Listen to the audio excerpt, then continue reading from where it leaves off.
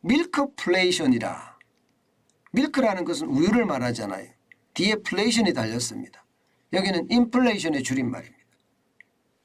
밀크와 인플레이션을 합성을 해서 만든 단어가 밀크플레이션.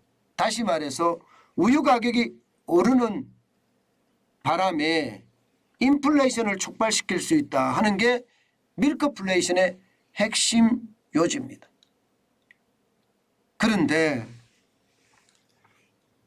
우유 가격 진짜 장난 아니게 올라갑니다. 여러분 이거 한번 보세요. 흰우유 출고가 인상률이에요.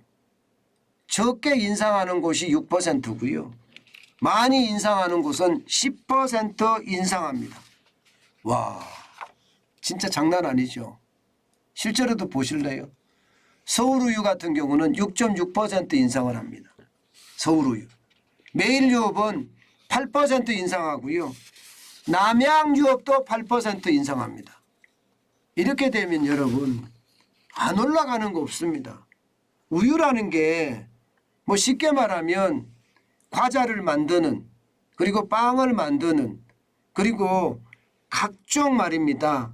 이 기호식품을 만드는 원료가 됩니다. 그 원료의 가격이 올라가니까 어떻게 될까요? 다른 것도 다 올라갈 수밖에 없는 거예요. 당장 말입니다. 서울우유가 흰우유만 6.6%를 올렸지만 생크림은 10%를 올렸고요. 버터 있잖아요. 버터는 7% 올렸습니다. 그리고 비오트라고 해서 발효 제품입니다. 여기는 5% 인상했습니다. 다 올리잖아요. 그죠? 이게 한꺼번에 다 올릴 수밖에 없어요. 매일유업도 마찬가지예요. 매일유업도 8% 제가 올렸다고 말씀을 드렸잖아요. 그러다 보니까 다른 우유가 다 올라갑니다. 초코 우유는 10%가량 올렸고요. 딸기 우유도 10% 넘게 올렸습니다. 그야말로 가공비용 때문에 여기에다가 환율 상승 때문에 가격을 올릴 수밖에 없다 하는 게 지금 우유업체들의 이야기거든요. 게다가 남양유업도 마찬가지예요. 이게 뭐 흰 우유를 이렇게 올렸지만 다른 가격들도 지금 굉장히 많이 올라가요. 남양유업에서 나오는 맛있는 우유 GT라고 있습니다. 그게 900ml에 현재 2,600원이었거든요. 아마 2,800원은 훌쩍 넘어서지 않을까. 뭐 그렇게 예상을 하고 있고요. 동원 F&B의 흰 우유도 마찬가지입니다. 5%를 올렸는데 이게 데니쉬 더 건강한 우유라는 것, 이것은요 2,240원에서 2,490원으로 11%를 올렸습니다. 물론 이게 예상보다는 적게 올렸다고요. 예상보다는. 이거보다 예상이 더 많이 올라갈 거다 이렇게 예상을 했거든요. 왜냐하면 낙농진흥회하고 우유업계하고 이게 원유 기본 가격을 협상을 할 때 리터당 49원이나 올렸단 말입니다. 여기에다가 이게 가격 인상 결정이 좀 늦게 됐기 때문에 거기에 대한 보상으로 3원씩 더 추가해서 올려줬습니다. 그러면 49원에서 52원이잖아요. 52원까지 올렸는데도 불구하고 지금 가격은 6%에서 8%, 좀 많으면 10%라고 하니까 덜 올렸다 이렇게 이야기를 합니다. 그 이유는 정부 때문이겠죠. 정부 때문에. 지금 안 그래도 인플레이션이 심각하니까 덜 올려야 된다 이렇게 얘기했을 것은 어떻게 생각하면 뻔한 이야기예요. 뻔한 얘기. 문제는 여러분 이게 자영업자들이에요.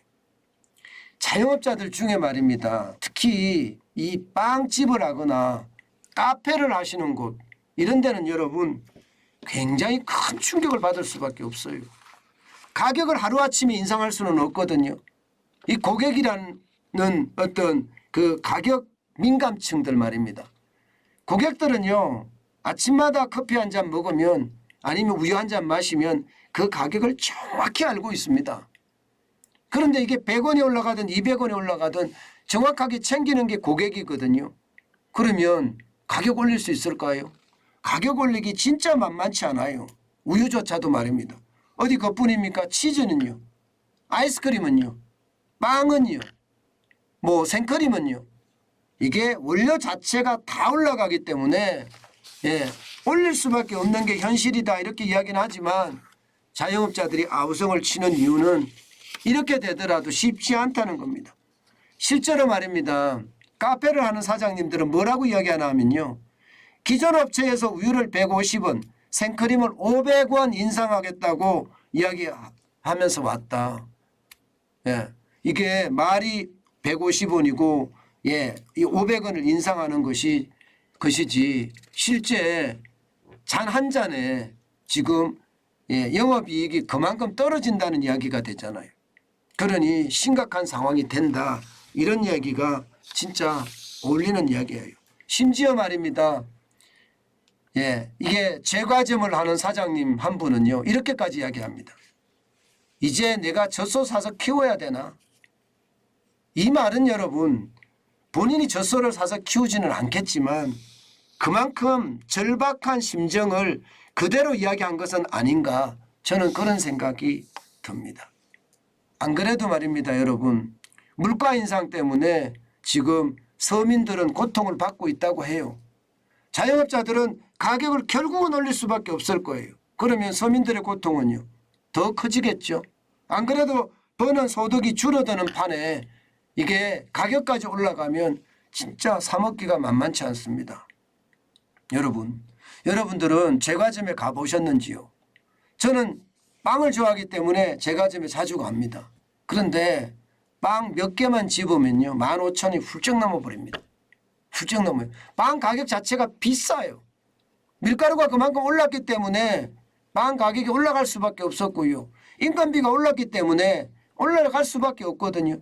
여기에다가 우유까지 오르면 아마 저만 하더라도 2개 먹을 거 1개로 줄일 것 같아요. 네, 2개 먹을 거. 그만큼 말입니다. 가격이 너무 무섭게 오르고요. 너무 무섭게 오르는 가격이 어떻게 생각하면 공포스럽기도 하다. 문제는 이게 빵 가격이 오르잖아요. 그러면 다른 것들도 덩달아 오를 수밖에 없습니다. 다른 것들도. 예. 그래서 제가 밀크플레이션이라는 단어를 쓴 거예요. 우유 가격이 오르면 다른 먹거리 가격도 다 오른다. 뭐 과자 가격 당연히 오를 거고요. 지금 여러분 과자 한번 사보세요.